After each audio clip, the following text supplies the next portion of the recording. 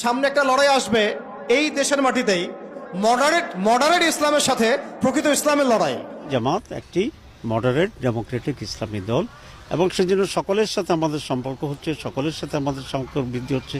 আপনারা খেয়াল করলে দেখবেন যে প্রতি সপ্তাহে একাধিক অ্যাম্বাসেডার আমাদের অফিসে আসছে অথবা আমার তাদের দাওয়াতে আমরা সেখানে যাচ্ছি, including Europe, America, east, West, সব কিছু। মডারেট ইসলাম মানে সুশীল মার্কা ইসলাম, বুঝেন নাই? সুশীল মার্কা পশ্চিমা আদলের এক ইসলাম, পশ্চিমাদের সন্তুষ্টি মানে সাধনকারী ইসলাম, এবং যে ইসলামটাকে ওরা প্রমোট করবে এর সাথে একটা লড়াই দেখা যাবে যারা নবী মুহাম্মদ সাল্লাল্লাহু আলাইহি ওয়াসাল্লাম এবং সাহাবীদের সেই সিরাতের আদলের ইসলাম মানে, এইটার সাথে একটা কনফ্লিক্ট সামনে দেখবেন, আপনারা দেখে নিয়েন ইনশাআল্লাহ। কারণ আমরা খুব গভীরভাবে অবজার্ভ করছি বিষয়গুলো, যে যারা এতদিন পর্যন্ত সুযোগ সন্ধানী ছিলেন তারা এখন মডারেট ইসলামের দীক্ষায় দীক্ষিত হচ্ছেন।